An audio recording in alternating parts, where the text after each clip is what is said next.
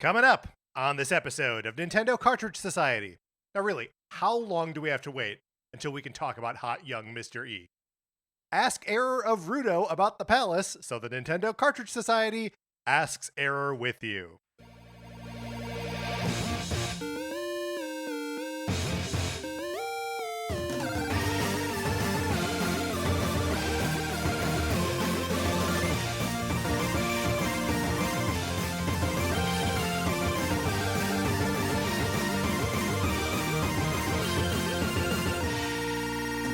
Welcome to Nintendo Cartridge Society. My name is Patrick Ellers, and I'm joined as I am always joined by my co-host, Mark Mitchell. Mark, how's it going? Oh, it's going so great. I mean, just constantly refreshing Nintendo of America's My Nintendo store, waiting for a Virtual Boy accessory to go on sale. Which is an absolutely insane sentence that you have the privilege of saying. Yes. In the year of our what Lord a time 2025. to be alive. It's crazy stuff, Mark. We've got a Nintendo Direct to talk about. So let's kind of just like speed run through the business up top here. The Patreon, you can go there, NCS at the movies, check it out if you're interested. We're going to be doing one battle after another at the end of the month here. We're very excited about that. Also, get in our Discord, email us, Nintendo Cartridge Society at gmail.com, and we'll let you in. I think that's it. I think that's Mark, it. Anything else you wanted to say? No, let's do it. Should it always be that fast? Let's not. We don't have time to dwell on that. Yeah, hey, you're right. Let's get into it. Let's talk about the Nintendo Direct.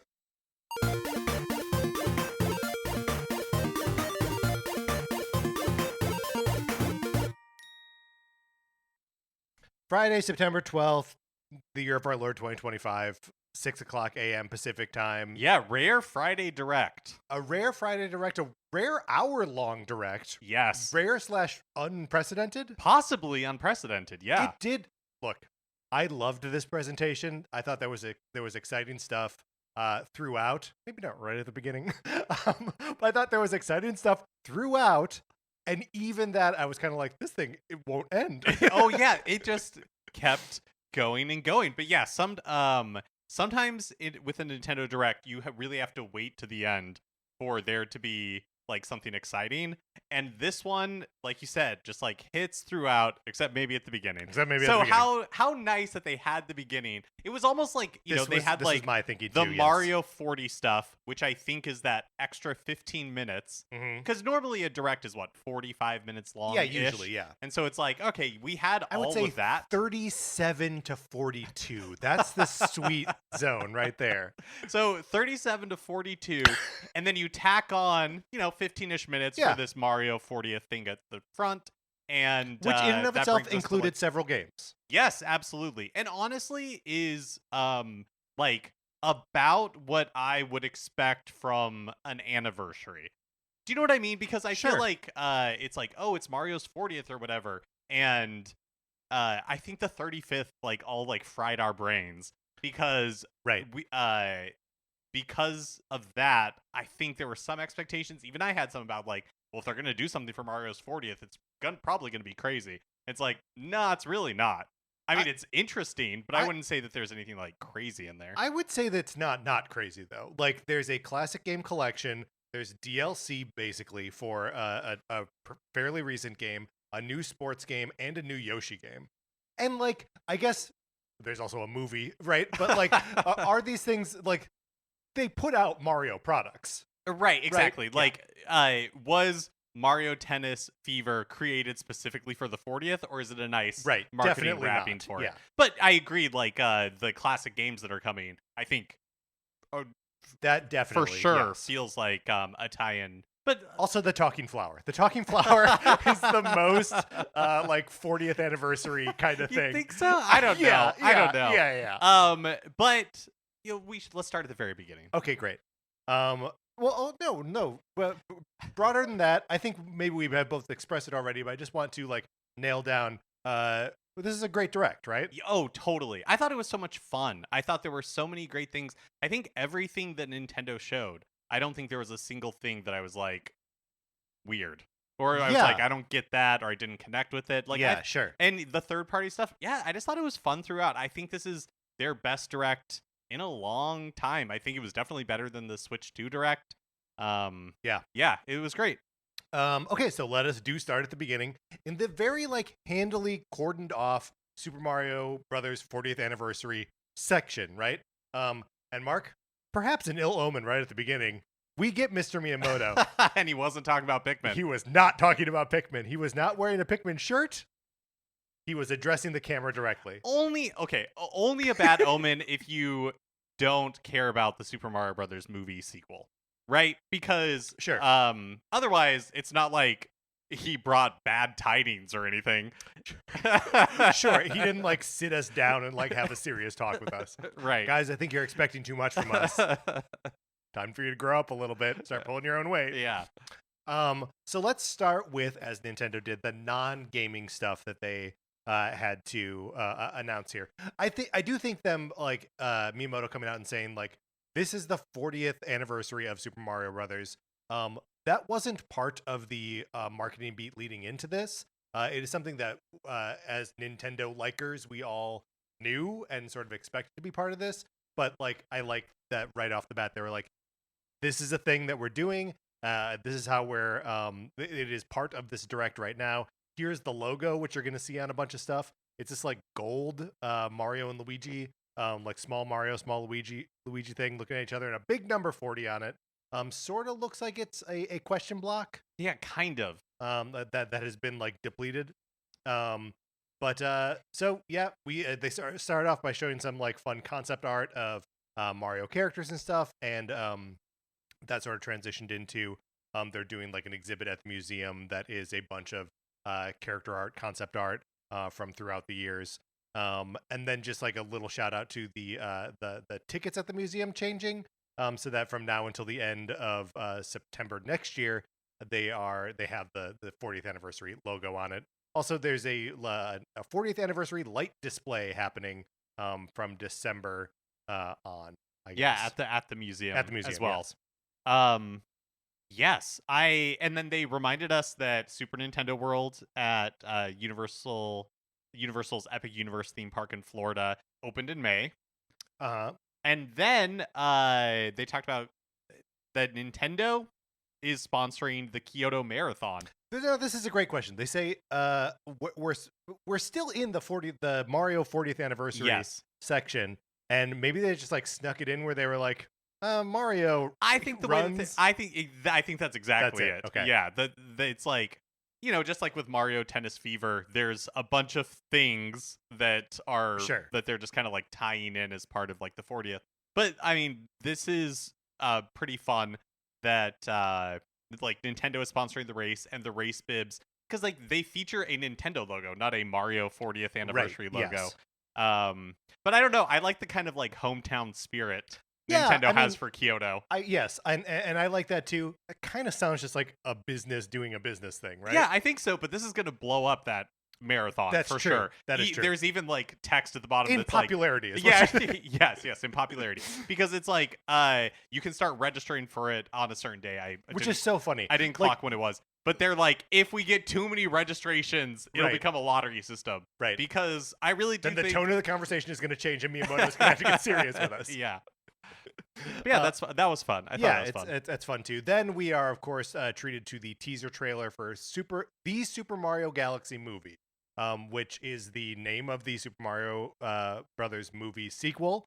And not Super Mario World. Not that Super Mario like World, right? Peacock or whatever had put in that press release accidentally. Right. But this the name Super Mario Galaxy movie, the Super Mario Galaxy movie, was leaked via an Illumination like domain registration earlier this week. Yeah, that just popped up yesterday. And then also like 2 months ago, there was an Old Spice deodorant that had Mario and Luigi on it and a Super Mario Galaxy movie.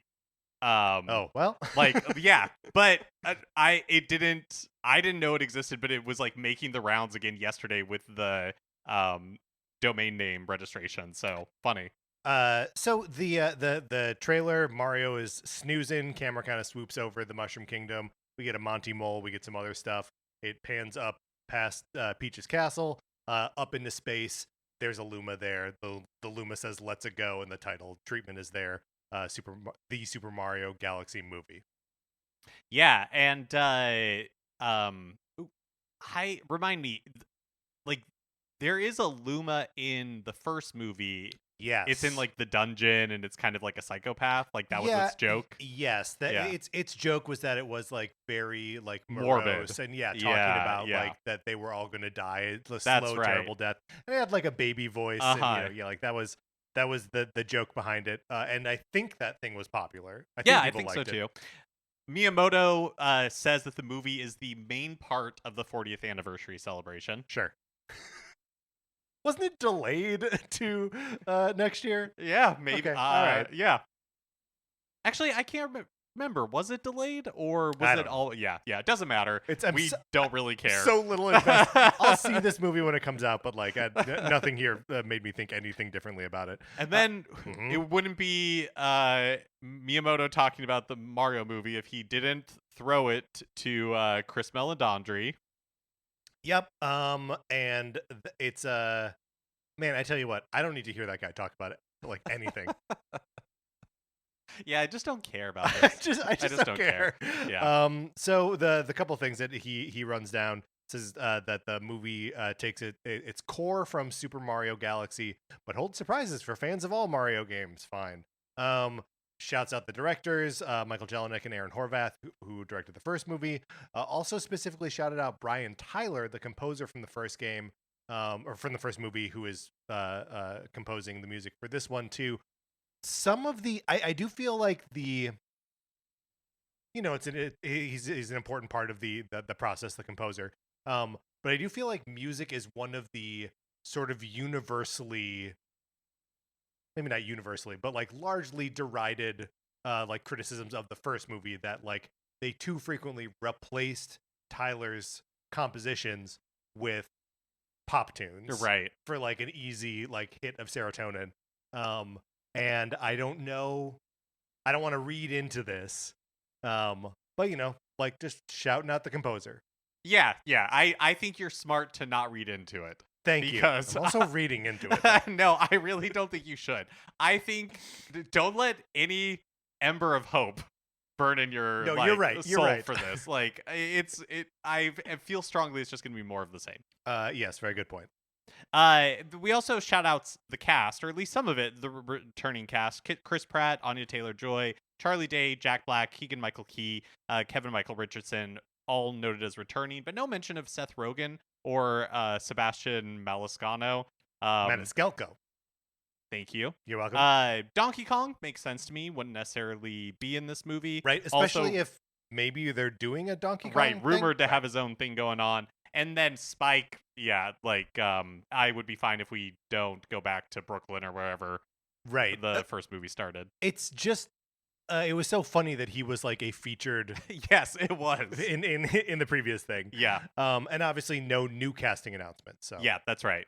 And then we mercifully kick it over to Yoshiaki Koizumi, who is going to talk to us about the games that are part of the Super Mario Brothers 40th anniversary. And it starts with something I sort of like joked about. It's not quite what I was saying, but like it's still pretty remarkable. Super Mario Galaxy plus Super Mario Galaxy 2, a collection that is coming out on October 2nd of this year. $70 for the whole package, or you can buy them individually, digitally for $40 each. And this is a Switch game that, of course, will be playable on Switch too, but is a Switch title. I will say, and I know this is just like what is going to be like the way of things for a while, but it adds so much time to my taking notes on these directs that we now have to say, no, this is a Switch 1 game, this is a Switch 2 game, sure, this is a Switch 1 or Switch 2 game. Yeah. Interesting. This will be the second $70 Switch game after Tears of the Kingdom. Oh yeah, great point. Yeah, I hadn't even thought about that. That for the regular Switch, it is $70. Yeah, I think that is a lot for these two games. I'll agree. Galaxy was, of course, included in the 3D All Stars for the 35th anniversary. That was a limited run. That was a $60 collection. But it's no longer purchasable. Yeah, that's right. No longer purchasable. I'm very excited to have Galaxy 2 available. Yep. So when the 3D All Stars came out, you bought it physically, despite the fact that you don't buy anything physically. Yeah, I did because it was limited. Because it was limited, and so I trust you don't feel the same like I don't. impulse here. I think unless like there is some like reported reason why it turns out that this version of Galaxy 1 is like really superior for some reason. Right.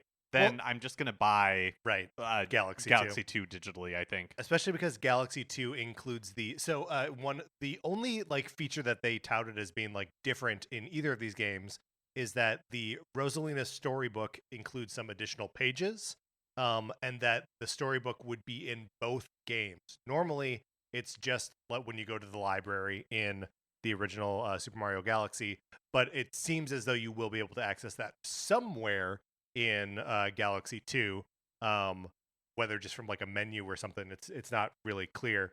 But so yeah, if that thing is in both versions of the game, then and there's no significant improvements otherwise to Galaxy 1, then I think I'm with you. That I'll just get Galaxy 2. Yeah.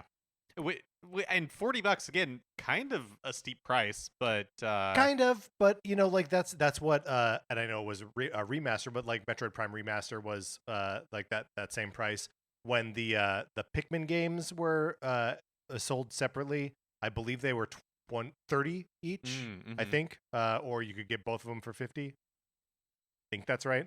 But yeah, it is kind of a steep price. I would say kind of a steep price is the theme of the morning here, right? Yeah, I don't know. Nothing else really stuck out to me. In fact, there's some in here that I'm like, I can't believe it only costs this much. Okay. But I mean, if you, I can only think of one thing like that, but go on. Yeah, I can only think of one thing like that too. But I don't know. Yeah, it'll be interesting to see how we go along. Also, I'm not an amiibo collector, and I do think some of the amiibo are like, pretty crazy price. That's part of what I'm talking about. Yeah. Do we want to talk about you just mentioned amiibo, so let's shout out the amiibo. There are Super Mario Galaxy amiibo that are going to they are not making the release of Mario Galaxy 1 and 2. They're coming out next year, April 2nd, 2026. Yeah, timed closer to the movie, I think. Yeah, which is a good point. They are larger scale than regular amiibo, or at least the Mario series amiibo. They kind of seem like they're closer in scale to the Street Fighter 6 amiibo that came out earlier this year. And they are priced appropriately, I guess, at $40 each. Yeah, priced accordingly, if nothing else. Right, that's right. So there's a Mario and Luma amiibo, and then a Rosalina and Luma, and she's like in the rocking chair. Different from the existing Rosalina and Luma, and Luma amiibo.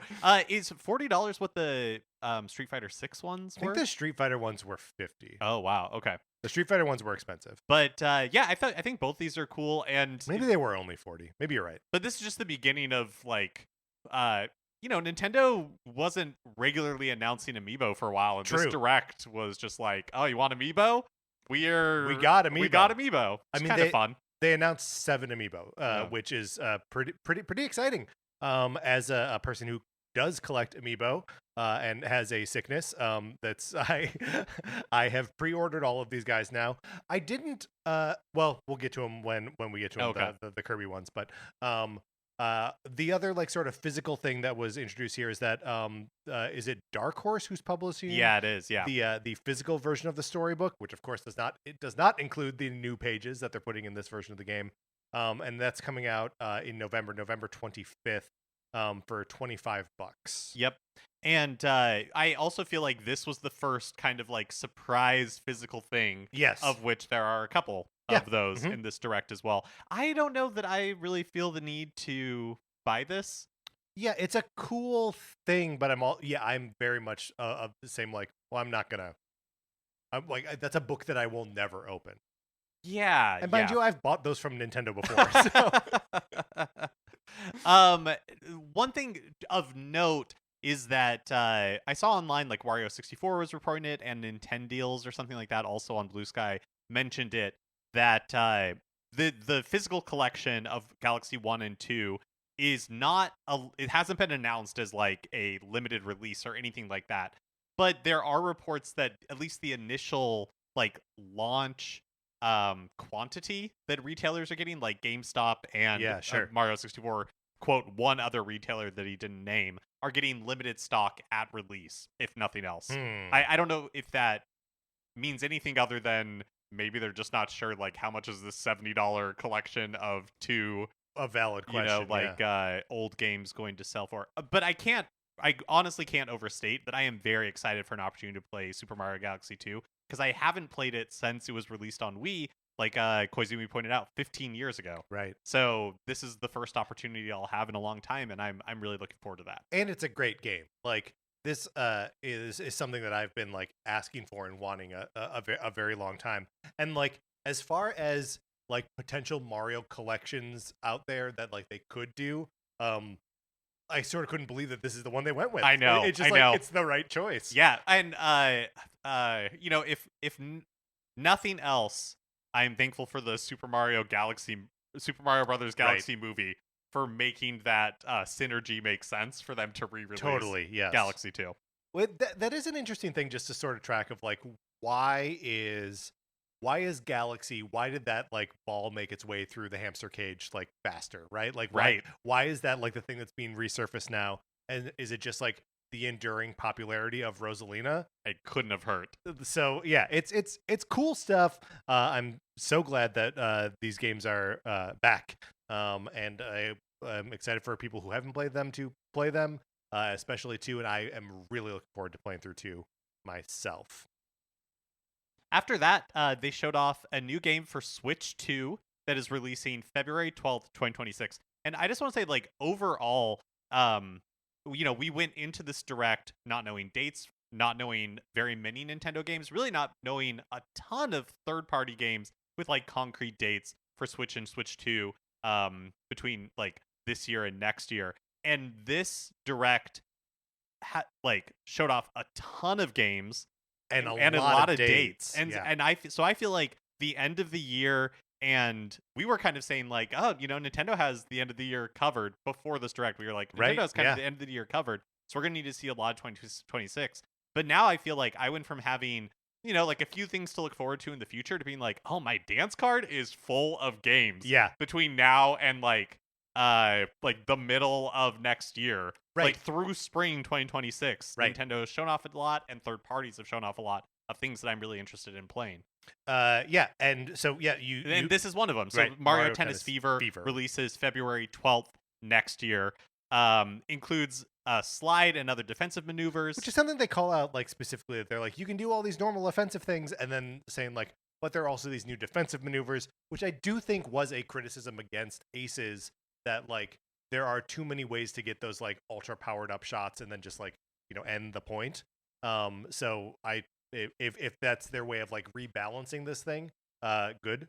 I know these are different developers in different series, but I feel like the one of the complaints against the Strikers game for Switch, Mario Strikers, the soccer game for Switch, was that I can't remember what the charged whatever the thing is, that right? Mario Strikers Battle League was that it did not have very much content, and I feel like Fever seems like it's stuffed with content, like in a way that like Aces also kind of had that complaint. It had like a story mode, it had online and Golf Super Rush, is that what it was called?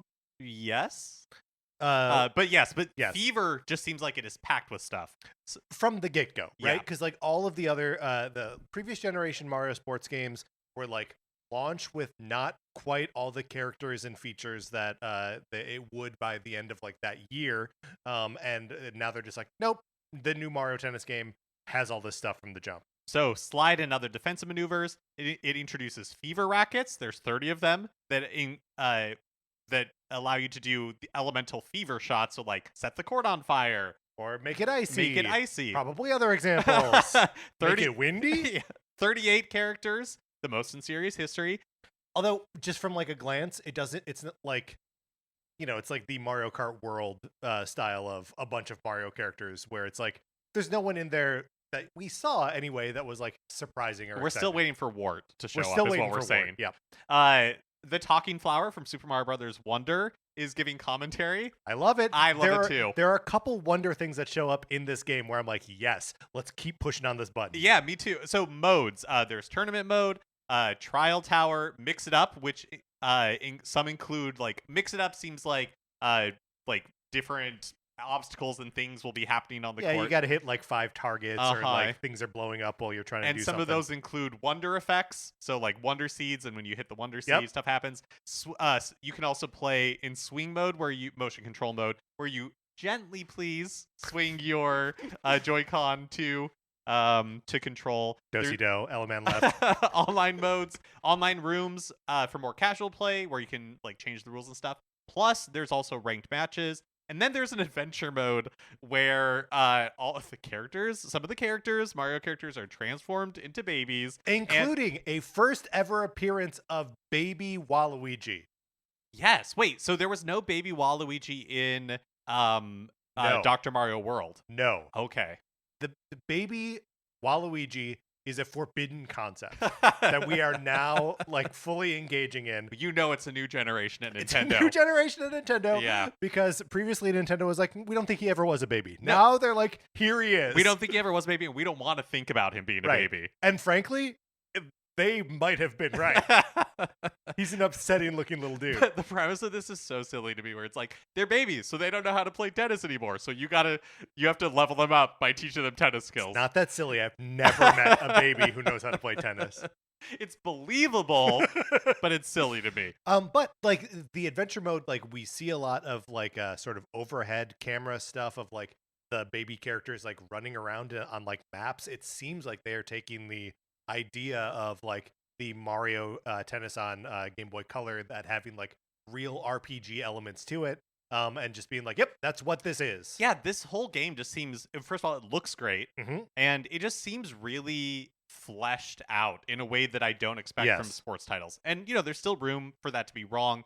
And I thought Aces, like I know you did, but I never finished the like campaign mode that had, because it was way too hard for me. Yeah. And I know they later went back and rebalanced it, but I never went back to play it before. Yeah, you did. Yeah. And so I enjoyed my time with Aces, and I think it's possible that if like this is dialed in correctly, that Fever could be a lot of fun. Because I felt like with Aces, it was either if you didn't want to do the adventure mode and you got bored of like single player stuff, or you just didn't get good enough to beat it, which was my like experience, or get good enough to play online. Right. And I like, because it was just the tournament stuff, and that never appealed to me. And so if there's more accessible stuff for someone like me who just wants to play it like an arcadey, just like sometimes type of thing, then I think Fever could be really cool. Yeah, I think so too. And you know, it's I like seeing just like the, you know, we talked about this a little bit when we ranked the Virtual Boy games with Hearn, that like a tennis game is like a foundational like thing, a foundational video game thing, and that you know, in rolling out a new generation of Mario sports games, they're like, as always, we start with tennis. Yeah, that's a good point. Just something like gratifying about that. I don't know. Moving on to the next game here. Super Mario Brothers Wonder Nintendo Switch 2 Edition plus Meetup in Bellabell Park, coming out spring next year. So this, Mark, we talked a little bit about in our sort of preview, not episode, that went out on a Wednesday. Are we going to see any more Nintendo Switch 2 versions of Nintendo Switch 1 games that had previously come out? And yeah, here we go, Super Mario Brothers Wonder. Yes, and it's interesting to me that this one, from what they've shown so far, that's a caveat, is multiplayer focused.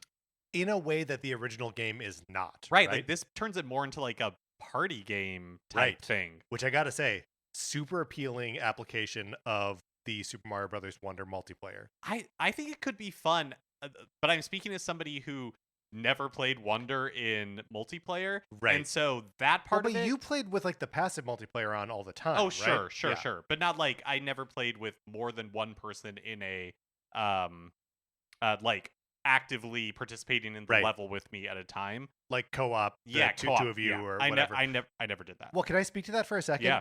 Because Sarah and I did that a little bit, but we had to stop because it is extremely frustrating. The way the game decides like who's in the lead seems totally arbitrary, and the camera follows that person pretty tightly. And the camera doesn't have that much of an ability to like zoom out and show multiple people on screen at a time. So especially when you're doing like the more demanding like platforming stuff, it's just punishing. And if there's like any vertically scrolling thing, the camera can't really zoom out at all. So like yeah, there were like pretty easy challenges that Sarah and I couldn't coordinate on. And I just don't think I've not heard of anyone really playing this game a lot in 2-player mode because I think it just doesn't work. Outside of like one of you being a Yoshi and the other person like riding the Yoshi, like in that way I think it's kind of a good way to play with kids. But you know, otherwise it's in a way where I feel like the new Super Mario Brothers games really succeed. I think Wonder didn't in that very specific way. Otherwise, I love Wonder. And that was just with 2. That was right? just with Can 2. you imagine yeah. with 3 or 4? It It'd just be seems crazy. like it, yeah. But they also teased the things they showed. I thought looked fun, where it's like, oh, you're basically playing like hot potato with Yeah, you with know, a bomb to like get uh-huh. to the end, or like there's a hide and seek thing where like you can turn into a flower and hide, and they're using that mask from Super Mario Brothers 2 as like Uh-huh. when you're it, and all these other little things like that. So I thought all of that looked fun, but as somebody who I am more interested in Wonder as a single player experience, I'm interested in the things that they teased as other Yes. content and what exactly that will mean. You know, they showed Koopa Kids showing up and like Captain Toad and his horde. So this doesn't come out until spring 2026. His horde? Uh-huh. Okay, great. Yeah. The Toad Brigade. The Toad Brigade. You got that blue one with the glasses. And the horde of toads. This doesn't come out till spring 2026. Right. And so I'm expecting, you know, obviously we'll hear more about this at some point. And that's the part that I'm interested in, is how much single player content will be added to this as well. Right. I mean, it does seem like they are, obviously, at least in this thing, putting the meetup at Bellabell, right? Like the name of it is For like sure. implies multiplayer. Yeah. And I think this will be. I mean, I hope this will be a fun thing that we can pop on at like one of the parties at Connor's place or whatever. Or with like family over Christmas or stuff like that. So I'm pretty hopeful that even the multiplayer parts of this will be fun and will be the thing that I wish Mario Party was, where it's just like you're playing around with like platforming Yeah, mechanics. like here's little challenges for your friends to do in a Mario Wonder level. I mean, yeah, that's appealing for sure. Yeah. But also, gotta say, I love seeing the Koopa Kids. Yeah, that was fun. That's fun. I'm very excited about that. And now the final game of the. Wait. Oh, Sorry. Oh, you're right. We just need to talk about the talking flower. Yes. The talking flower toy, physical talking flower that Nintendo is releasing also spring next year. Right. And Koizumi like holds one up.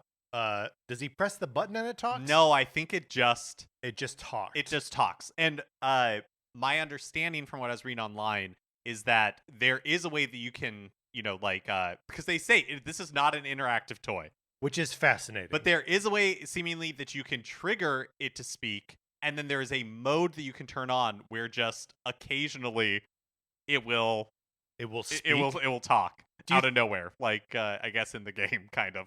Do you think it uses like the motion sensing capabilities from yes, Nintendo from Sound Clock Alarmo? Alarmo? Yeah. No, I wonder if it's just like on a random just timer. randomly will start speaking. But it seems like it just says, like a pithy phrase or something. Yeah, sure. Right, it's not gonna soliloquy from Hamlet or anything like that. That would be funny though. I would if love that was one. I wish it was programmable. I wish I could make it say whatever I wanted it to say. But yeah, they basically no information about this thing. What do you think it sells for? $100, right? Yeah, probably $100. Oh yeah, I don't know. Another one where it's like, well, what is the intention of this? Is the intention of this like a toy for children, or is it's not an interactive toy? It's not an interactive toy. I'm not going to buy it. This is another one that I don't anticipate buying. Right. Yes. I'm right with you on that one. Because it is neither cool enough or weird enough. I agree. If it did use the Alarmo's like motion sensing technology, then maybe I'd be like, okay, all right, let's see what this thing is about. I came around on the talking flowers like when Wonder actually released. I was like, these are fun. Like when it showed up in Mario Tennis Fever, like that was fun. But I don't feel you don't need it in your life. Yeah, I just don't feel that attached to them. Yeah. Yeah, that's a good point. But it's cool that they're making it. I think fun to see them continue, like making these toys and like physical representations Yeah, of totally. things and making them available like worldwide. I think that is fun. Now on to the final game that we saw in the Mario 40th anniversary section, Yoshi and the Mysterious Book, coming out also spring next year. Switch to exclusive. Switch to exclusive.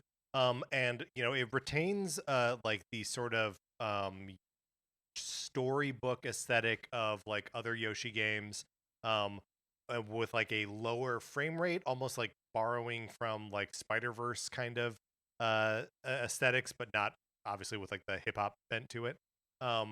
And but also not dipping into the sort of like physical, tangible, like homemade art. It's not a crafted world. It's not a woolly world. It's not whatever. And yeah, it's a new Yoshi game.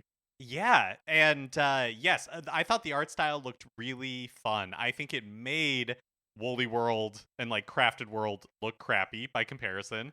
Sure, I think it made them look specific. But I never. I'll defend those games. The Yoshi games across the board are just not something that I've ever really connected with, and I thought the art style of this was really fun. It seemed like a new take on some of that like illustrated work from the Yoshi's Island. Yeah, sure. And it was framey, like you said, on purpose. That kind of like aesthetic, but. Right. So So we're introduced to a talking encyclopedia named Mr. E, who's got a big mustache. Mark and I fell in love immediately. Yep. And he's a book who has information about creatures in him, but he can't read his own pages. No, how could he? I love You open it up and he's looking the other way. I can't tell you what's written on the inside of my lungs. It's just science. So Yoshi is he reads about these. Yoshi can read. He can read about the creatures that are listed in this book, and then he goes out into the world. And he goes into the book, seemingly. Great. Goes into the book to like investigate them and find out more about it. Great. Couple things. So the creatures do ride on Yoshi's back, sort of like taking the place of the babies from the earlier games. And we see Yoshi do like his little flutter kick at one point in this trailer. But one thing that we very pointedly don't see is Yoshi collect or throw any eggs. So a foundational thing about Yoshi games is that you collect and throw eggs. Does not, so far, appear to be present in this game. I really wonder who's developing this. Is this Goodfeel, who has developed, the past few console Yoshi games?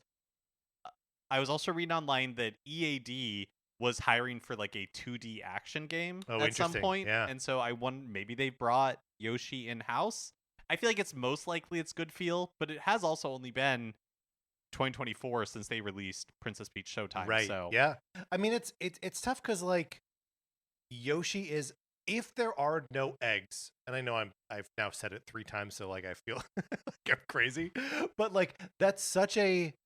It seems like they're changing what this game, what a Yoshi game is. And it's not like super dramatic because some of the hallmarks obviously are still there. Yeah, it's not a first-person shooter. It's not a first-person shooter. It's not like a hardcore, violent fighting game. But Shadow the Yoshi. Oh, I mean, I love that. And it's not a dating sim. Someday, it's not a dating sim. Someday we'll get our Yoshi dating sim. I'm gonna date that Mr. E. I tell you what. But yeah, it. I don't know if they would leave that to Goodfeel to like develop the new take on Yoshi. Although they did let them develop the new take on Princess Peach. Yeah, and also the reason why for this one I'm specifically interested in who's developing it, because like you said, the gameplay looks different, but not radically different from what we've seen from Yoshi, and which are known for being like fairly approachable, easy games, kind of in the vein of a Kirby game. Yeah, where all ages, can appreciate it. But just as a developer, I don't connect with Goodfeel games, and so I'm slightly more interested in this if it's a different developer than if it is Goodfeel.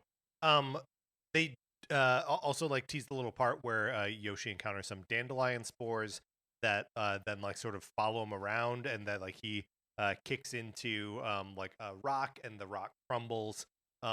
which kind of gives me a little bit of like Pikmin vibes of like there are lots of little things around and you are like causing like environmental effects on things to change the world as you're exploring it. Seems like this game could be really, really cool. If not like with a super kiddie presentation, which it has. But it's a Yoshi game. So what are you gonna do? Hopefully the music's really good. Hopefully the music's really good and not like insufferable, as Yoshi games can sometimes be. And then with that, Koizumi is like, great, anniversary over. Let's talk about everything else. The usual Nintendo Direct. Yep. So I think we can probably start going a little bit faster until we run into more yeah, I think so like too. first party stuff. But start with Storm Lancers, a Switch game that's available today. It's a 2D co-op roguelike platformer. Yeah, fun Saturday morning cartoon vibes. I thought the Yep. art style and presentation looked really cool. Up next was also for Switch One, Dinkum, released 11. What a weird way to say that. November 5th, 2025, as a time console exclusive. It has like an Australian outback setting and looks very much like Dragon Quest Builders meets Animal Crossing or like Stardew Valley. There's a demo available now. Next, another Switch 1 game is Papukam, coming out this holiday season. It's a 3D platformer shooter. This is the one that looked like Splatoon sort of meets Puyo Puyo, where it's a multiplayer only game where you're running around shooting one of your two ink colors to like change the color of things and make them like line up. Three of the same, they disappear. Yeah, so it's like there's like 2 blue enemies and 3 yellow enemies, and so you shoot if you are a blue. Would you decline that phone call? Keep going. If you're the blue player, then you would shoot blue and it'd be 3-3 and like the whole thing would collapse basically. I thought that this looked super clever. Yeah, I thought so too. I almost certainly will not play it, but it does seem like fun. And finally, people like learning the good lessons from Splatoon, right? I feel like every year since Splatoon came out, there's like something that's like kind of approaching it, and this actually seems like it is getting some of these smart parts of it into the game there. Now we revisit Tomodachi Life, Living the Dream, which was first revealed in the March Direct, think so, yeah. Earlier this year. I gotta say, I still don't really know what this is. I have no idea, but I love how totally cuckoo bananas it is. Yeah, crazy stuff. And I never played earlier entries in this series. I had no idea. I'm assuming there's really just the one. Oh, okay. On 3DS. 3DS. Yeah. Okay. I'm assuming that one is also this weird, but this one comes out in spring 2026. They revealed that, and I'm like you. I don't know what to make of it, but I was intrigued by how weird it is. Right. The sort of premise of the game is that there are a bunch of Miis living on like an island. It's like the Galapagos. It's the last place where like Miis can exist untouched. Also, they're good-looking Miis. Well, it seems like it's full. I mean, they all look crazy, but of course they all look crazy. Well rendered. There are more, seemingly more tools to create these Miis, and also like give them personalities and voices and all this other stuff. Just seems like The Sims, basically, right? It's like Nintendo's. Yeah, it does seem like that. Yeah, but take like on the Sims. Crazy Sims. Yeah, crazy. Which is not crazy to begin with. Yeah. So we knew that it was coming out next year. Now we know it is coming out spring next year. Spring 2026, getting crowded already. And I know. We're like half an hour into the Direct. I don't really know what else to say about this thing. So intrigued? Are you intrigued? I'm intrigued. I'm intrigued too. I wonder how much. So like the only things that look like gameplay to me in this trailer, other than like building the Miis that populate the island, are they give one of the characters food when she says she's hungry, and when another character is lonely, expressed by lying in the grass. Sure. They put another character next to her, and then they have fun. Yeah, and there seemed like there was some sort of like relationship building interface like thing going on. Yeah, like you said, I have no idea what this is, right. But it's just weird across the board, which I love. Yeah, count me as intrigued. Up next was for the Switch 1 and Switch 2. So I guess there's a Switch 2 edition. Switch 2 version, yeah. Mortal Kombat Legacy Collection. releasing digitally October 30th and then physically December 12th of this year. Adds online play, and there's an interactive documentary with behind the scenes footage and all that kind of stuff. This collection seems really cool if you are into Mortal Kombat. Every time we get more information about it, I'm like, ooh, even better. I don't know that I was tracking to the fact that there were interactive documentary features in this, and that makes me so excited because the development of Mortal Kombat is so strange, and like so kind of punk rock, like just trying to ape Street Fighter's popularity, and then they like succeed is just sort of crazy. So I'm very interested in this. I don't like the trend of like get it digitally in October or physically in December, sort of, because there's a couple examples of that later on here, where it just seems like if you're a big fan of the series, what are you gonna do? Right. Do you wait for physical? I don't. Yeah, that's interesting. I always assumed that it was like logistics because December. I assume so too. Because December 12th doesn't seem like a particularly great, like release date for holiday purchases and stuff. But yeah, that's interesting. So, but do you think that it's motivated by like trying to get people to double dip, or do you think it is just logistics and they're just trying to do the best they can? I honestly have no idea. Yeah. Because neither one of them seem like good. Like just I guess delaying the whole thing until December 12th would be bad. So yeah, maybe it is just that. Up next is for Switch 2 is Final Fantasy VII Remake Intergrade, which was announced at the April Switch 2 Direct, but didn't have a specific date or anything attached to it. So we now know it's being released January 22nd next year. Cool. And it's only $40. Also cool. Yeah. I mean, I know it is like a 5-year-old / 4-year-old for Intergrade game at this point, but still, I was surprised that Square Enix is putting it at $40. I'm excited to pick this up. Yeah. I'm excited to play it. Well, and and I know you can buy Intergrade on like other platforms, probably for $40 now too. But like when it launched, it was like a $60 game or like $10 to upgrade from like the earlier. So like, as we're talking about all these other Nintendo Switch 2 edition games where it's like $20 more or whatever, here is a game, maybe an older game, sure, but at only $40 is awesome. They're also selling the deluxe edition, like the deluxe digital edition that has like a digital soundtrack, has a digital art book, and then includes the original Final Fantasy VII fun. as well. And then on social media afterwards, the official Final Fantasy account announced that Final Fantasy VII Rebirth, which is the second game, and then the untitled third game are also coming to Switch 2 and other platforms sometime like in the future. No information. The third game hasn't even been officially revealed yet. Right. But it basically, this is the end of Final Fantasy VII Remake being PlayStation exclusive. Yeah, PlayStation exclusives at release. Which is very cool. I am sort of anxious to see how Rebirth will perform on Switch 2. Remake, I have faith in. It was a PlayStation 4 game, so like it should be okay.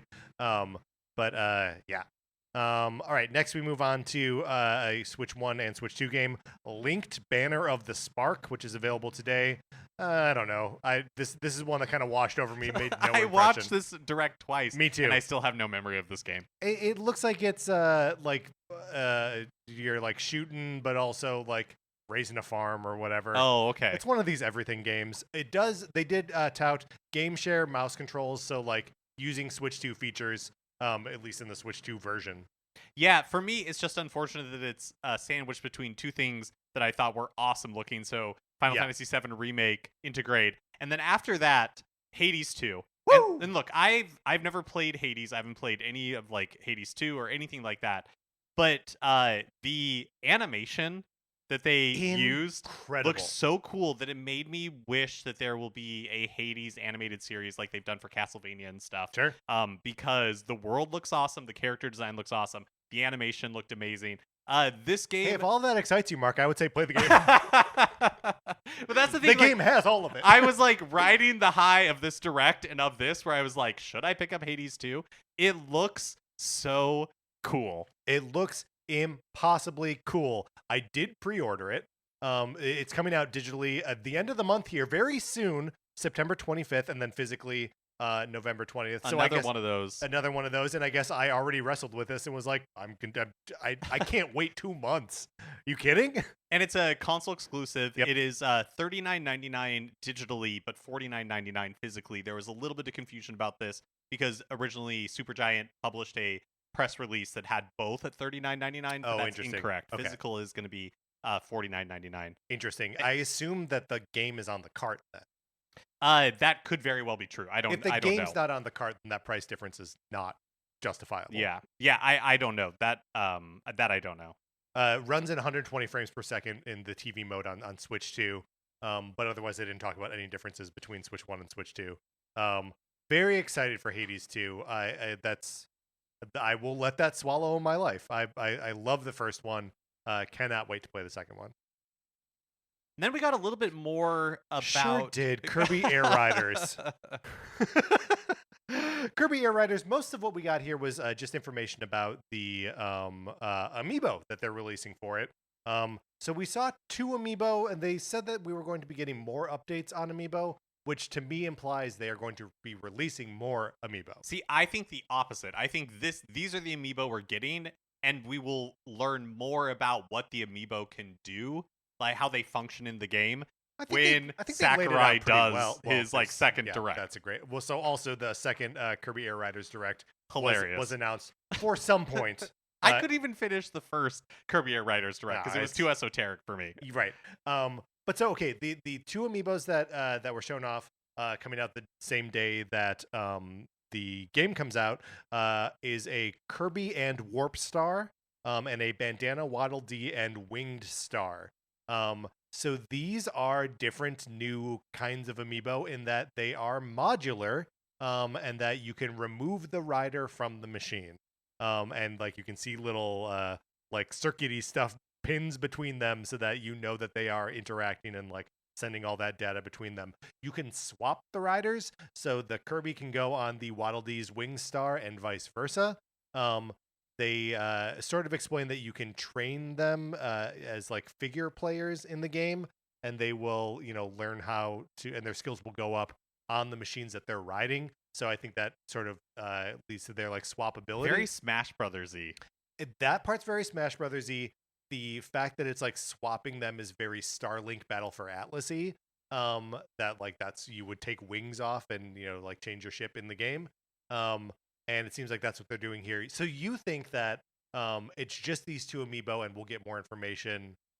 Or is it possible that we like future amiibo for this where it's like they sell just a pack of riders? Oh, that's interesting. That would then go on these machines, yeah, that's or interesting. vice versa. Maybe that could be, but my interpretation of it was that we would be learning more about like the functionality of the amiibo and not necessarily that they're going to release more amiibo, because that would be a lot of amiibo for Kirby Air Riders, in my opinion. Yeah, and also like they're expensive, and obviously they're $50. Yeah, if it was just the riders themselves, maybe they'd be cheaper. Maybe but a little less. I just feel like it's a lot of amiibo for Kirby Air Riders if there's more. Here's the thing. Masahiro Sakurai is known for making games that have too many amiibo. Right? Yeah, sure. I mean, there's like 100 Smash Brothers amiibo. Yeah. I think we'll get more than 2 for Kirby Air Riders. Well, we may find out sooner rather than later because, like you said, they also announced that Masahiro Sakurai is going to be hosting a second Kirby Air Riders Direct. And this made me literally laugh out loud. Yeah, me too. And just with like a still image of him, or maybe it was like a silent video of him just like speaking at the camera, being like, another one of these guys, I don't know. Yeah, but one thing, again, I did not finish the Kirby Air Riders Direct, but one of the things that I felt when watching it was that Kirby Air Riders didn't seem that feature rich to me. Sure. And so I'm curious if the first part, like what we now know is at least a 2-part Masahiro Sakurai Kirby Air Riders Direct is focused on the stuff that it makes it like similar but different to the first game, and then the second one will reveal like additional things that are new Sure. and specific to this. Well, and like if there's a campaign or something like Right. that like or just like something meatier. Like right now it sort of just seems like it is a collection of like competitive multiplayer things.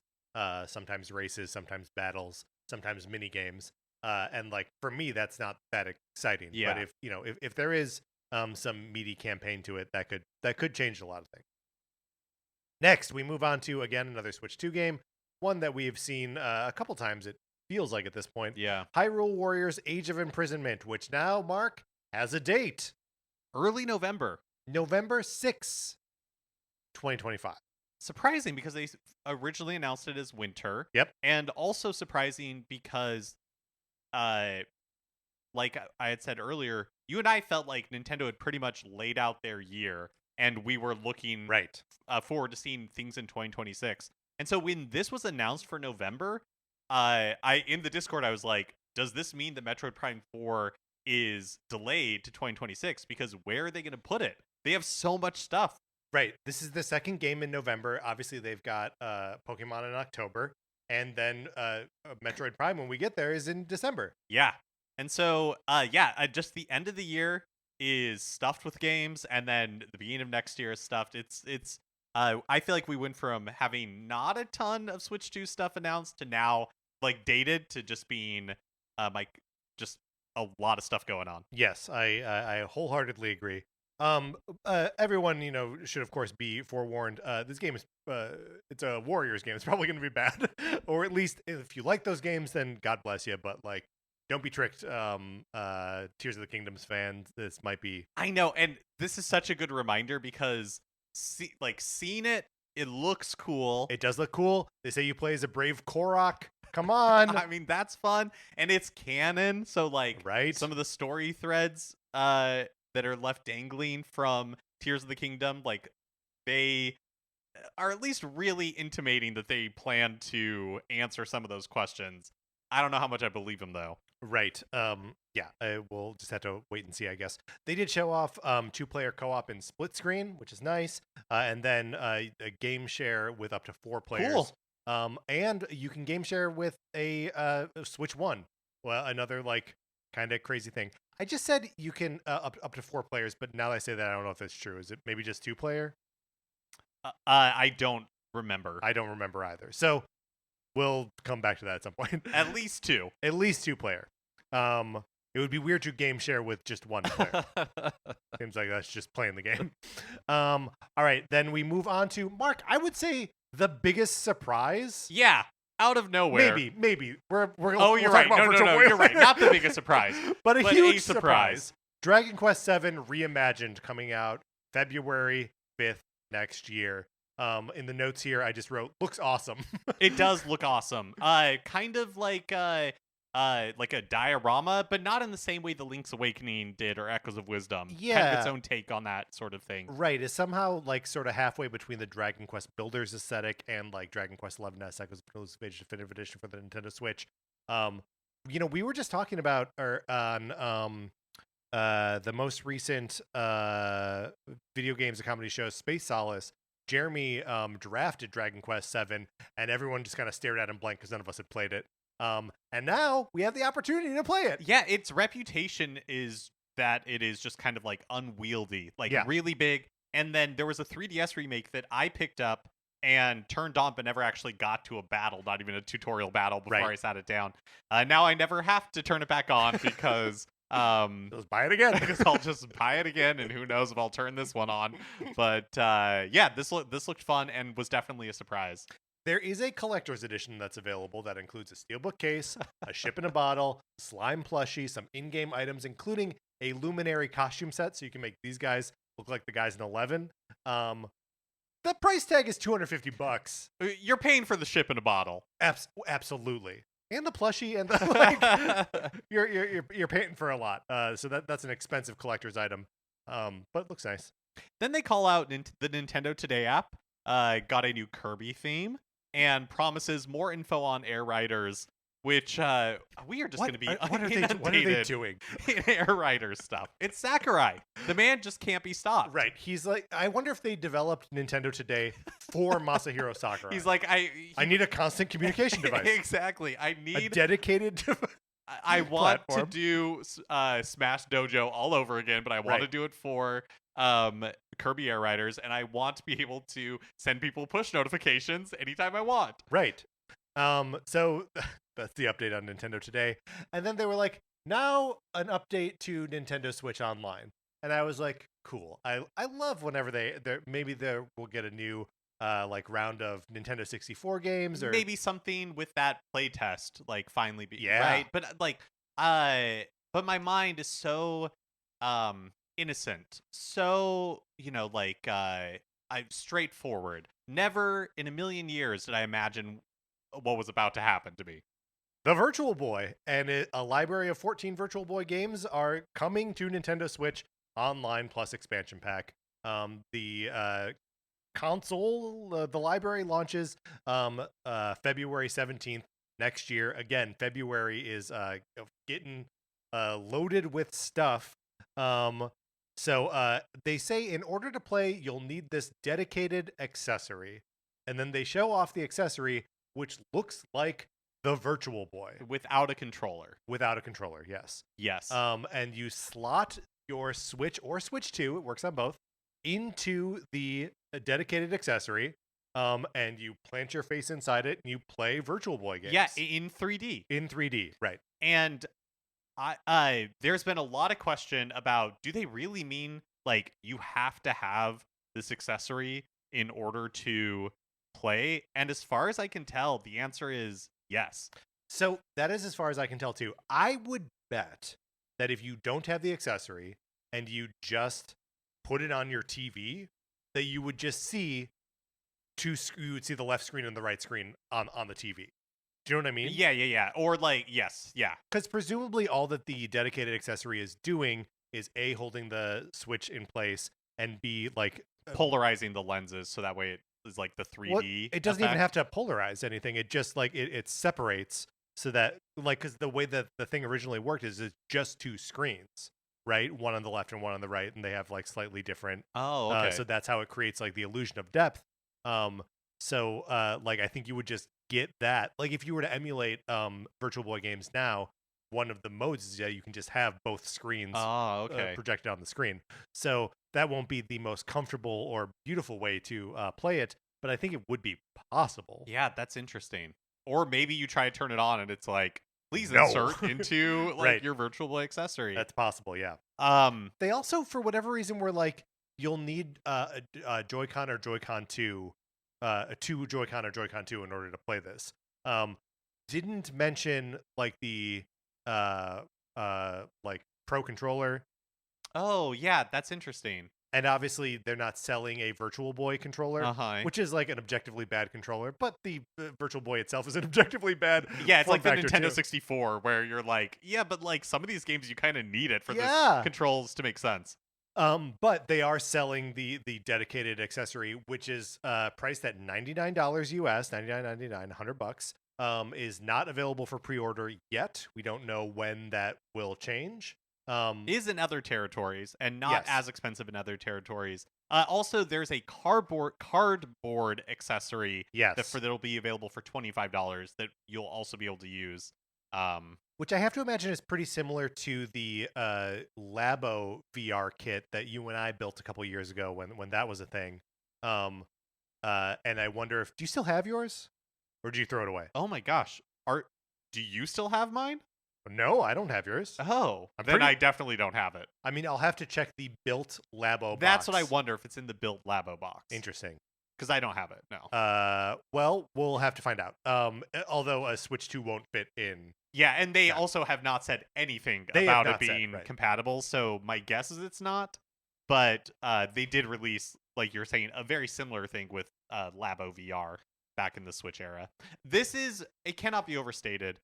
So crazy, so wonderful, Yes. so unexpected. I never thought that they would bring Virtual Boy games to the Switch 2. I never thought it was going to happen this soon, or Switch, and I definitely didn't think that they would recreate the Virtual Boy and force you to use it to play. It's it is, and like it is expensive, but it's also like it shouldn't cost less than that. I mean, yeah, it's for the freaks. It is for the freaks. You have to have a Nintendo Switch Online, a paid Nintendo Switch Online subscription in order to even place an order for it.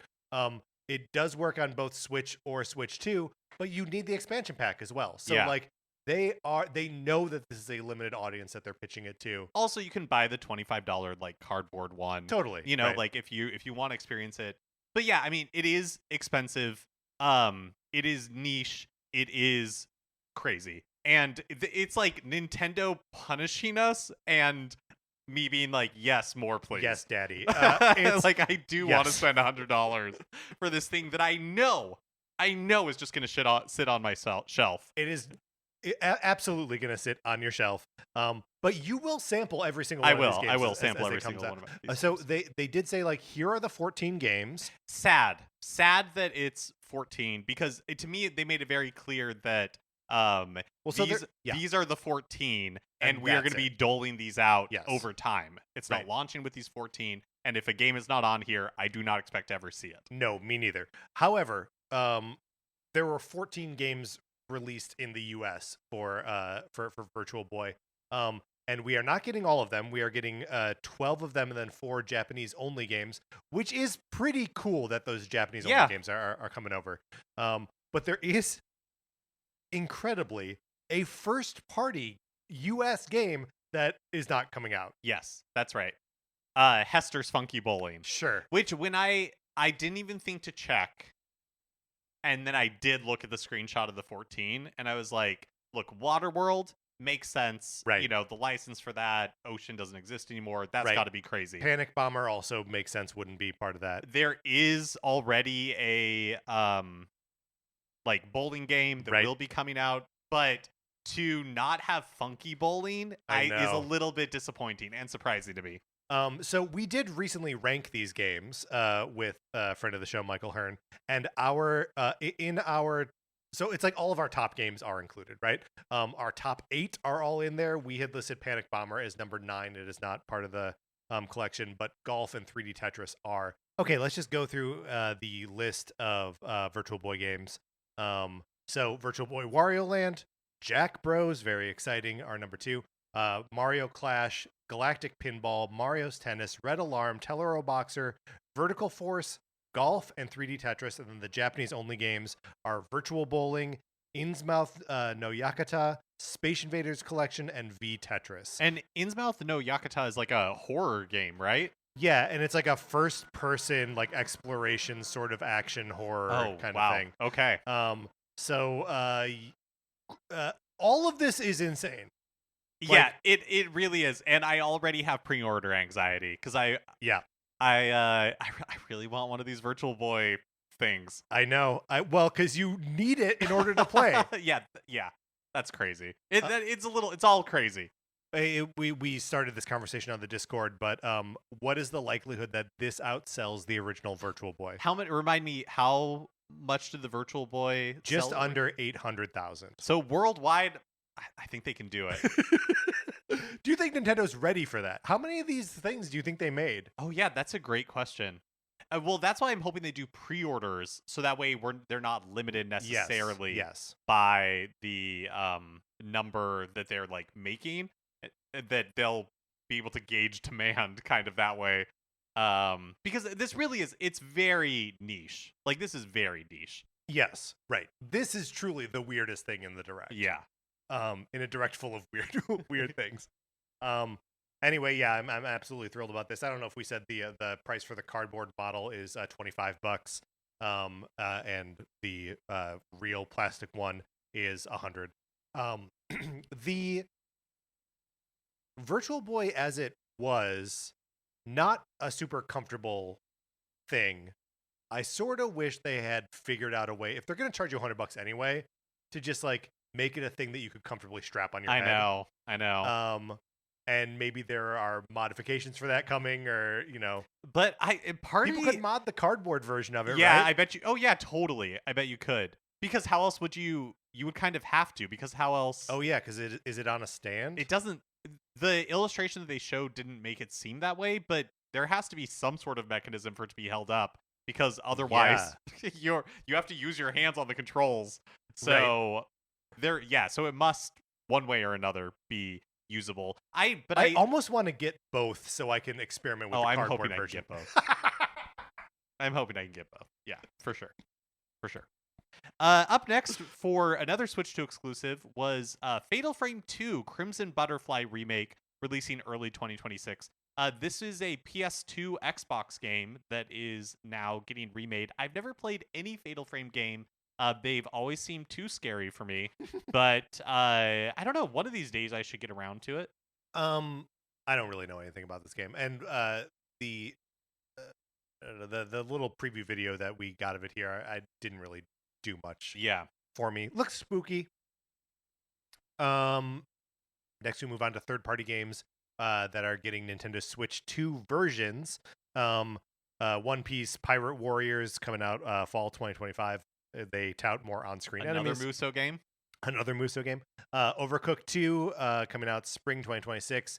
They showed off like camera stuff. The Switch 2 camera. Oh, fun. So just that you would have like your face with your avatar, which I gotta say, Overcooked does not need more stuff on the screen. But at least somebody's showing up with camera support. Someone's showing up with camera support. Stardew Valley coming out fall of this year. They touted mouse controls, 4-player split screen. That's the 4-player split screen that I was thinking of. And game share. That's pretty cool. And then Human Fall Flat this spring. 5 new levels, also mouse controls. I think that Stardew Valley is the second third-party title we've seen include game share, including that one game that we just glossed over because I couldn't remember anything about it. Right, and even now I can't remember that it's called Linked Banner of the Spark. That's right. And but I think that's cool to see game share still being used and to be used by third parties. I think is neat. Yeah, and I think that's obviously we're still very early in the Switch 2's life. But I like that third parties are trying to take advantage of some of the features and hopefully in ways that make sense for them. But, and then next we moved on to Power Wash Simulator 2 coming to Switch 2, but not Switch 1. Fall of this year. Up to 4-player online co-op in the campaign, which I guess is a first-time thing for the series. And then local split screen 2-player can also like tackle the campaign together. Power Wash Simulator looks like a very beautiful game. Yeah, and has been massively successful. Yep. Speaking of massively successful, coming to Switch 1 and Switch 2 this winter is Suika Game Planet. Yes. The original Suika game is like the highest selling non-Nintendo published game on Switch and is like always in the charts.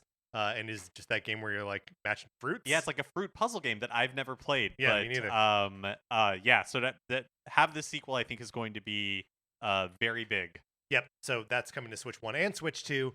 And then Mark, we now we get a date for Metroid Prime 4 Beyond. Yes, still coming to Switch and Switch 2, releasing December 4th, 2025. Kind of the rare December release. Yeah, I mean the last one that I can really think of was Smash Brothers, which goes on to be like the third best-selling game on Switch.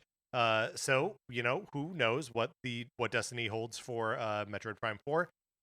This trailer showed off Samus riding a light cycle from Tron, basically. Yeah, that part awesome when she's like strapping in and then taking it for a ride. Look, they keep teasing this game, and now we have a release date, but we still don't know anything about it.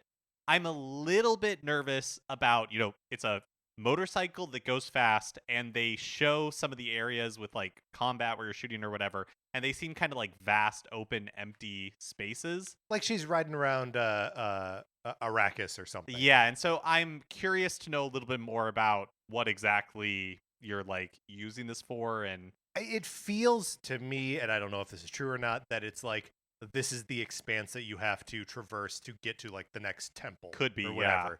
And that the point of the game isn't exploring a vast open space, but just getting to the next. Kind of remind me of when they included, I don't know why, but when they introduced horseback combat in Twilight Princess. It feels very much like the Hyrule field of Twilight Princess, 100%.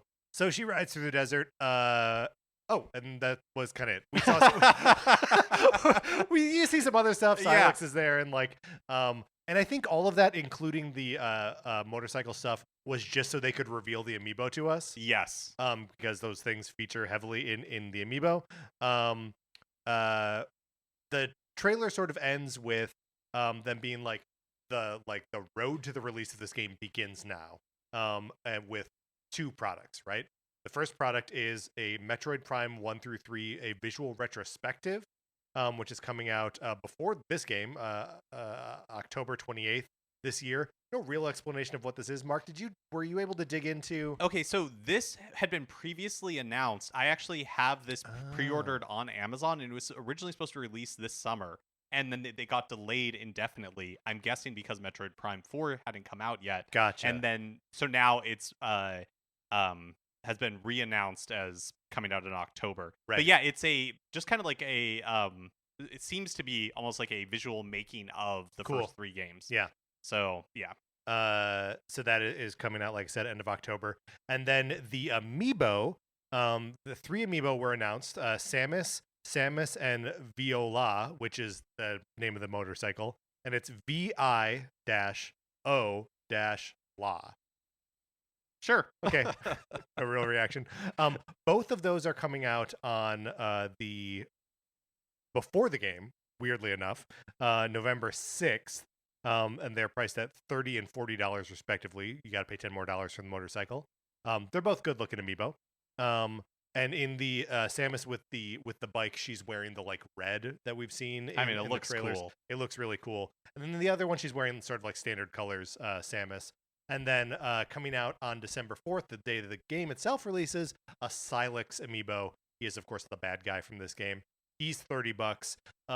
Weird that they have these staggered release dates. Yeah, it is weird. And that they would be releasing amiibo for the game before the game comes out. Yeah.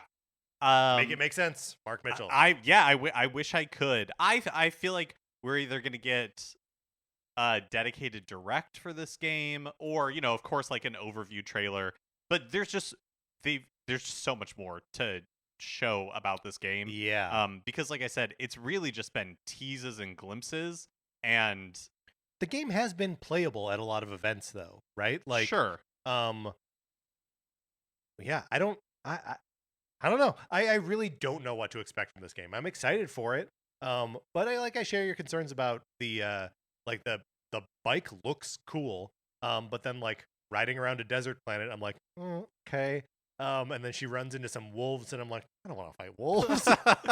Yeah, it's I feel like ever since the first Metroid game, they've had to come up with like a gimmick, and I wasn't sure if for Metroid Prime 4 this would be, because it had been so long, they would treat it as like a back to basics type situation, right? And it doesn't seem that necessarily that is going to be the case.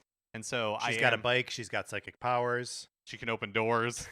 So yeah, I'm really just curious about what this game is going to be, and because I'm not like in the bag for Metroid Prime like I am for other Nintendo franchises. Yeah, like I enjoyed the first game. I think the end of it has a lot of problems, just it's a lot of backtracking, and then 2 and 3 I think it gets progressively worse as the series goes on, and so I don't know, I'm cautiously optimistic about Metroid Prime 4. And I'm thrilled to have a date. Yes, 100%. Also, isn't there something very mock ridery about this armored woman on a motorcycle? Yeah, I can rock with that. I like that. We're also visiting Mock Rider. I like it, Mark. Just quickly wanted to note that with these 3 amiibo and the pricing of $30, $40, $30, that's $100 in amiibo right there. Wild, and which you have already pre-ordered. I have already pre-ordered. The beautiful thing about a pre-order is you can cancel it. Yeah, that's true. But the beautiful thing about that statement is I won't. Yeah, exactly. I do feel I feel sometimes relieved that amiibo is something that I did, that I never got into. Yeah. Yeah. Yeah. Yeah. Moving on. Yes. Metroid after following Metroid Prime 4, I would a surprise.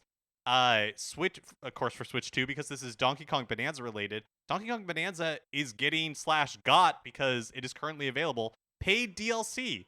Donkey Kong DK Island and Emerald Rush, $20. Mm-hmm. I think we now understand why Mario Kart World is an $80 game. And I think it's because it's not getting any DLC. That's interesting because this means that the full package for Donkey Kong Bonanza is now a $90 Yeah, game. $90 game. And we saw Nintendo kind of do this with Tears of the Kingdom. It was Sure. $70 and there was no DLC. Now I'm no longer expecting there to be any DLC for Mario Kart World. Interesting. Also interesting that this DLC is coming out so soon. Yes. After Donkey Kong Bonanza was released just a few months ago. Gotta say, I just finished the game within the last couple weeks. Finished and it. 100%ed it. So like the fact that there's a new layer to explore, first of all, in DK Island or whatever it is. Yeah, it's hard to know if it's a layer, if it's destructible in the same way. I'm not sure, but it would be weird if it wasn't, right? Kinda, yeah. I don't know. But there's that, but then there is also the Emerald Rush part of it. Which is so you after you have completed the game itself, the story of the game, you can be hired by Void Kong. So formerly your enemy, now your employer. And thank you for the closure with Void Kong. Yes, thank you for the closure. We appreciate it greatly because he was just batted away by another unseen evil force who you see, but we don't want to reveal it here. But so you can take these jobs, and it turns the game into a like timed roguelike smashing exploration thing where you get different bonuses each time, and you're leveling up abilities that reset every run. It seems, and then you can get like permanent upgrades to help you do better in the runs and all that kind of stuff. And the placement of the fossils and Banandium gems are fixed, so like there's a way that you could like optimize these things, even though you'll get like different bonuses each time. Seems awesome. I'm so excited to play a roguelike expansion to Donkey Kong Bonanza. Yeah, how cool. And as you like complete these things or whatever, I don't know exactly how you access the other layers. There are other layers that you can do this in.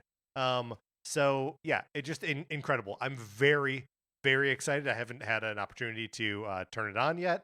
But I'm gonna go home and buy it like as soon as we're done with this. Yeah, I haven't either. I would be curious if there's anybody out there who has Donkey Kong Bonanza, has not beaten it, but buys this DLC, because the way that they phrased it, like the Void Kong stuff, if you finish the main story, makes me think that maybe you could buy this in DK Island would be accessible, but the Emerald Rush stuff wouldn't be until you beat the main story. I don't know.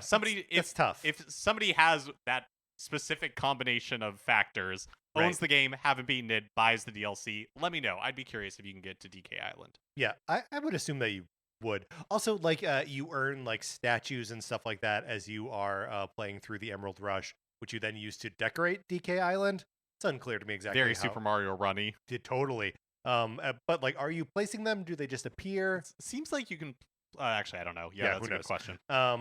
Anyway, that a fun surprise from a Nintendo first party. Also, they released a demo for the main game. Oh, yes. So you can check that out today as well if you haven't bought it yet. Speaking of surprises from Nintendo, the next thing that they're revealing here is Pokemon Pokopia. Another Switch 2 exclusive coming in 2026. And this is a Pokemon game where you play as a Ditto, the shape-shifting Pokemon, disguised as a little girl who is trapped on an island or something. And it encounters other Pokemon and learns their abilities and then uses those abilities to change the landscape of the island. You grow grass, you water that grass, you do other things. You punch trees, you punch cliffs, you dig, I don't even know. It seems like it is kind of Dragon Quest Builders, kind of cozy game, kind of survival game. I thought it looked like visually looked good. Yep. I think this is the one that's like it's Game Freak and Koei Tecmo. Yes, that's right. Co-developed. And I don't think I'll ever play, but very cool. Kind of honestly makes sense for Pokemon to be getting into this space. Yes, I agree. So, then we hit Pokemon Legends ZA, which is still coming out October 16th. They showed off new Mega Evolutions. So much marketing for this game. So much marketing for this game. And paid DLC featuring X and Y Raichu Mega Evolutions. It's called Mega Dimension. But just the fact that we have these two, because Pokopia seems like a high-profile Pokemon game. It doesn't feel like a mobile also ran kind of game. Yeah, totally. It's amazing that we're getting these two big spin-off Pokemon games. One now, and then one at some point. I assume early next year, but maybe not. When we're kind of also just waiting on the next generation of Pokemon game. Yeah, that's true. I feel like because there was no there's been a lot of Pokemon stuff this year, but there was no console game, outside of Legends EA, which will release later this year. I feel like they've put all the marketing muscle that would normally go behind like a new generation or something like that, like behind ZA. And so it is a spin-off, but I wonder like, this is the second Legends game we've gotten. Totally. And, with the Let's Go series, that was a one and done, and they haven't returned to that. I wonder if Legends is like here to could be a bigger deal than we know.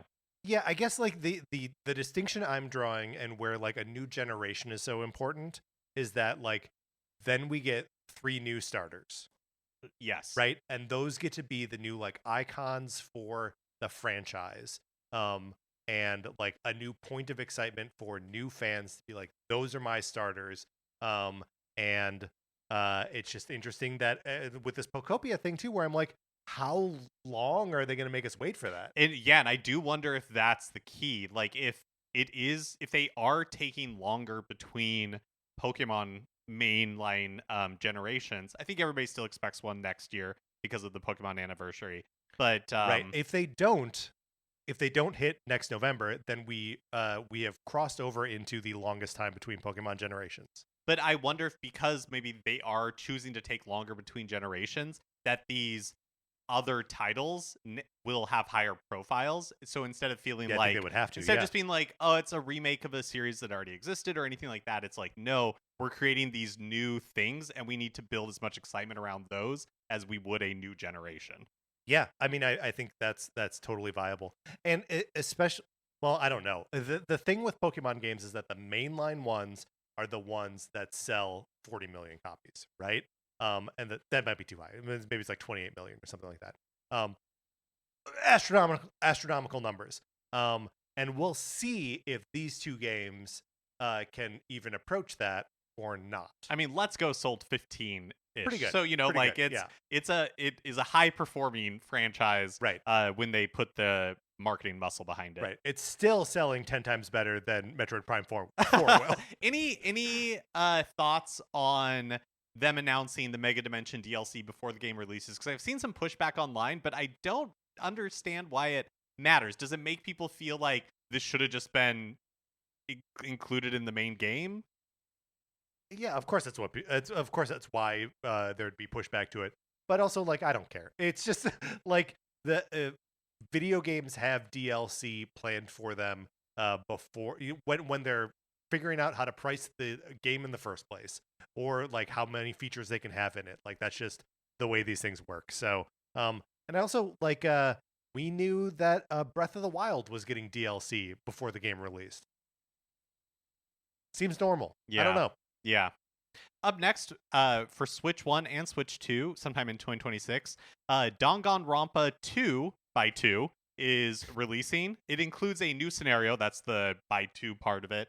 I haven't played any game in this series, but it's another one that I think I would like because it's like I think you murder probably mystery would. and like very narrative heavy. Yeah. So, that is releasing in January 22nd. Then we move on to Another look at Monster Hunter Stories 3 Twisted Reflection. Oh, don't skip over for Switch 2. Oh, you're right. Dynasty Warriors Origins, releasing January 22nd. I was like staring at the outline, and I was following along with Danganronpa because you wrote out the pronunciation. And then I was like, now my turn to speak, and I just skipped Dynasty Warriors Origins. Well, let's just say it's coming to Switch 2 in January. Pay DLC is also coming, and it's another Muso game. There you go. Now on to Monster Hunter Stories 3 Twisted Reflection, coming March 13th. You raise monsters, you bond with them, you make them fight. Look, this game looks great, and you can age up the characters and the art style all you want, but you're still calling them monsters. Right. So it's still a little silly at heart. It still feels a little bit baby. Is there something between monsters and monsters? And don't get me wrong, I love that they call them monsters. I think that's adorable. Yeah. But it made a little bit more sense when the art style was like chibi. Yeah. Yeah. It's also like, why not just call them monsters? Because it's not as cute. And the series like, previously was cute. Yeah, I know. Monsters. Ooh, it just feels like, I don't know. It makes me think of s'mores for some reason. I love it. Very cozy. All right, then we move on to a sizzle reel. We don't really spend a lot of time here. 2 Point Museum coming to Switch 2. Disgaea 7 Complete coming to Switch 2.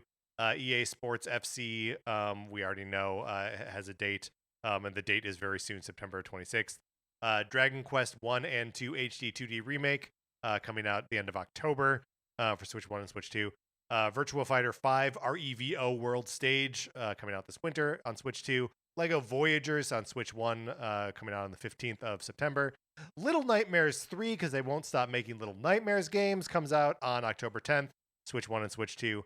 And on Switch 2, Persona 3 Reload coming out October 23rd of this year. Demo is available now. I feel like you and I, maybe around Halloween, should do a Little Nightmares episode. Like maybe we each buy one of the existing games and check it out, because it's a series that's incredibly successful, and again, like I basically know nothing about. Well, that sounds like my little nightmare. I'm sorry. Okay, and then for Switch 2, we get a trailer for Resident Evil Requiem, releasing day and date with the other versions, February 27th, 2026, Pokemon Day. Bomonkin. It's I think a lot of it was like the same trailer that, or at least the beginning of it was the same trailer that we'd seen elsewhere of like the mom and her daughter in like a hotel room. Yeah, maybe. I'm not sure. But then the in-game footage sets itself apart. It does not look as tight and clean as what we've seen from the other versions of this game, which is to be expected. Yeah, I don't expect a Switch 2 game to look like a PlayStation 5 game. But I, one, thought it looked okay. Yep. And two, it's still almost half a year away from release. That's true. Yes. So, there's a lot of time. I have no expectation it's going to look like the PlayStation 5 game. But I think it could be a good package. And I'm excited that it's coming to Switch. I think it's exciting that Switch 2 is getting a new Resident Evil game day and date with other platforms. I think that's very exciting. That same date, they are also releasing Resident Evil 4 and Resident Evil 7. You're right. Resident Evil 7 and Resident Evil Village on Switch 2. Also the 27th of February. Not cloud versions. They are not cloud versions. You can play them right there on the Switch. 8, I'm interested in. There is something about 7, and it's like Texas Chainsaw Massacre aesthetic that I find very off-putting. And I don't know. I've just never had a real desire to play that game. It does in some ways feel like it is like serious in a way that Resident Evil isn't. I feel that way about the trailers for Requiem as well. Like, that's interesting. Sometimes I'm like, is this Silent Hill or is this It does Resident seem like Evil? a Silent Hill take on Resident Evil. I like seeing the stuff in the Requiem trailers where like we're seeing the inside of the Spencer Mansion, and like or a replica of that. It seems very cool. I want to dig in deep on like all that wacky lore stuff. So I'll forgive the fact that the tone feels a little like off, but yeah. Exciting. 3 Resident Evil games coming out on Switch 2 February next year. And then we finally... sorry. Yes. I still think that we'll get Remake 2 and Remake 3 and maybe Remake 4 Sure. someday, but someday. Right. Yeah. Smart to not launch them all at once. Although this may be their like trial for this, right? Is that like if people buy these, then we'll put 2 and 3 on there as well. Although I guess that didn't like they start with 7 the cloud version and then I can't remember. I can't remember. Yeah. Now we're ready to close out the presentation finally. With a one more thing, and it is a trailer for a new Fire Emblem game, Fire Emblem Fortune's Weave, coming out in 2026. Not a whole lot of information here. It's a sort of a classic Fire Emblem trailer where you see a lot of characters doing a lot of fighting, being in like being kings and being knights and what have you. It is it's a story that unfolds alongside like some sort of Colosseum games or something. And at the end of the trailer, we do see Sothis from Fire Emblem Three Houses, who was like the priest god thing, right? Yeah, I was trying to remember who, like, what her whole deal is. She's got green hair. And is magic in some way. And is like, oh, you thought you were done with me, huh? I'm back. So, hey, a new Fire Emblem game is basically the headline here. Seems like it's based somehow in the Three Houses universe, even if the game doesn't turn out to be directly related. I have found the reaction to this is very polarized based on from Fire Emblem fans, because I think Three Houses, a game that I love, the only Fire Emblem game that I've ever cared about, and like beat and had so much fun with, is very polarizing. There are either people who like love that and love its focus on like relationships and the sim elements of the school and everything, and then people who hated it and really preferred Engage and its focus on like combat and all that kind of stuff. Sure. I feel like this one visually, or like... Well, so wait, are people picking up on Sothis's inclusion here and being like, that means it's going to play like Three Houses? Yes, and I think there's some other like... I don't think we have any evidence I think that, there's some other things in the trailer that like make some connections to Three Houses. I don't know. Like, I'm definitely not a Fire Emblem expert by any stretch of the imagination, but it does seem like there's a pretty strong divide of people, Fire Emblem fans, being excited for this and being a little hesitant, and it seems to depend on if you like Three Houses or not. That being said, I feel like the character designs in this game look great and look very different from the like over the top anime character designs of Engage. Also just a little grungier, right? Mm-hmm. Like, it seems like whatever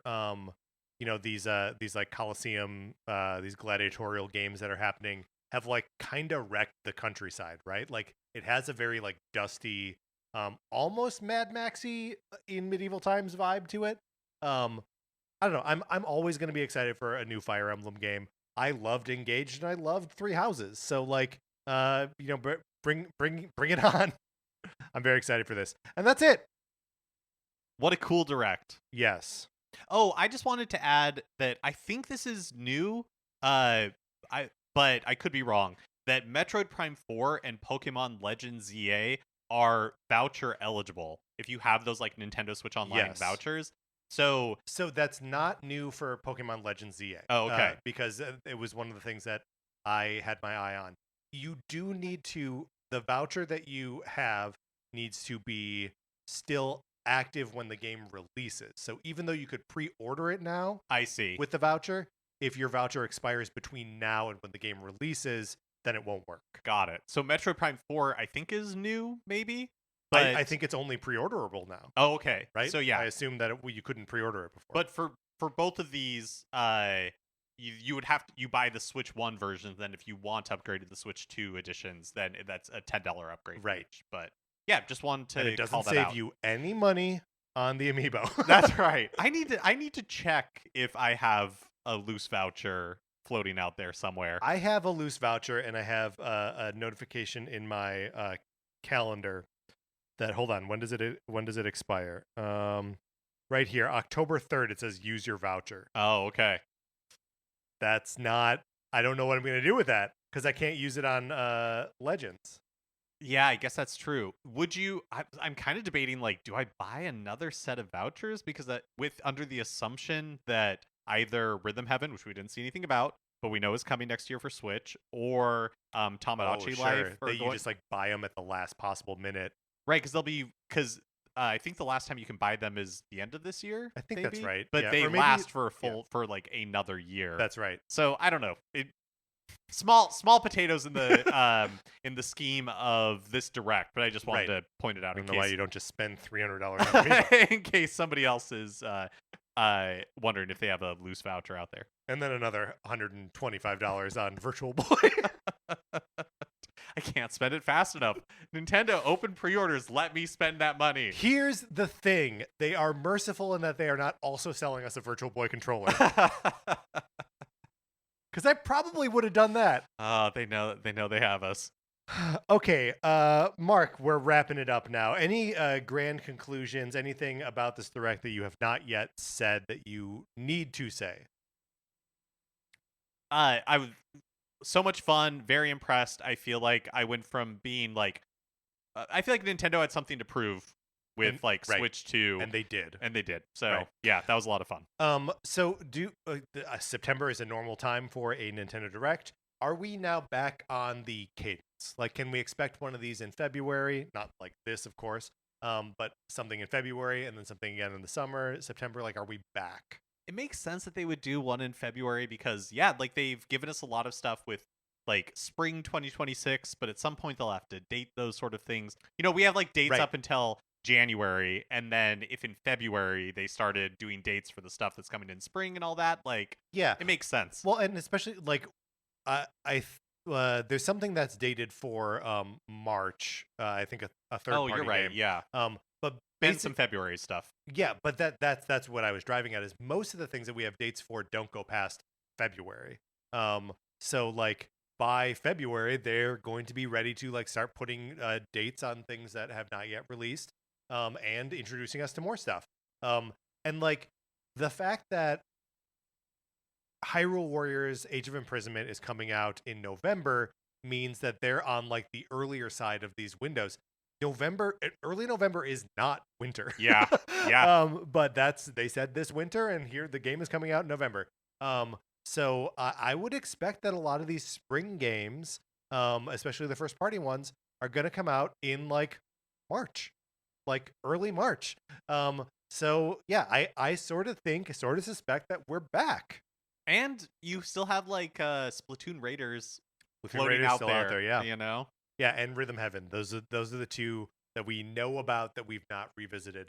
Not really a surprise to me that a lot of the big, like the FromSoft stuff, like Elden Ring, or Duskbloods, that we haven't gotten any kind of update on them. That feels like fine and normal to me. Only surprising, I think, for Elden Ring in the sense that it's supposed to come out in 2025. But they could. Oh, that's true. They could date it at any time, or they could delay it. Like there's just a ton going on right now. Right, and Duskbloods is supposed to be a 2026 game, right? I think that's what it was announced for. Okay.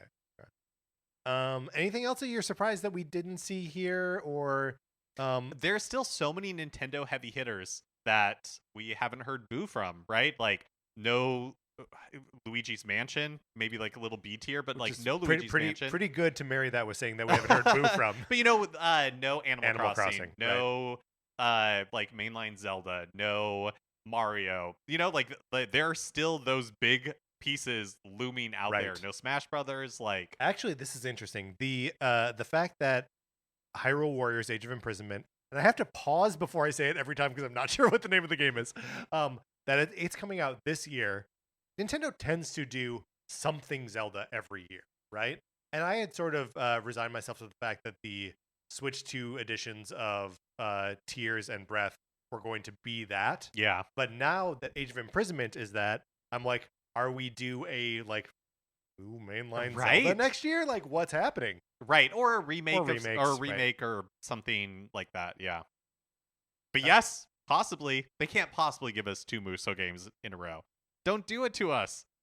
There were 3 Muso games featured in this direct. So I don't know. I wonder, how do those things sell? Well, these are conversations for another time. I think Age of Calamity sold incredibly well, and yeah, because it was makes tied sense. to Yeah. like a mainline Zelda game very directly. And before I guess we knew that there was a sequel coming at that point, right? Yeah, we did. But we didn't know like the shape of it or anyway. We will continue to talk about Nintendo and That's the promise and all of this stuff. It's of the show. It's the promise and the premise of the show. All right, Mark, let's close this out.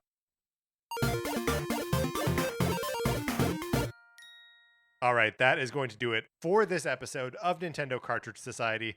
Thank you so much to everyone listening to us and spending your time decompressing about this direct with us. We appreciate it. If there's anything that we given short shrift to or didn't know enough about or talk too much about, whatever, email us, Nintendo Cartridge Society at gmail.com or get in the Discord. Yeah, that was super fun this morning. Yes. Talking to everybody as the announcements were coming through. And it is always a blast in there. So come in and join us. Thank you to our 16-bit patrons, Connor McCabe, Patrice Millette, Kyle Seaborn, Drew Mackey, and James Haig. We appreciate all of you. We appreciate everyone who's listening to or interacting with us in any way because of this show. Anthony DeLuca made our logo. Our theme music is provided by 8-Bit Betty. You can get more of his music by going to 8bitbetty.com or by listening right now. For my co-host, Mark Mitchell, this is Patrick Eller saying thank you for listening.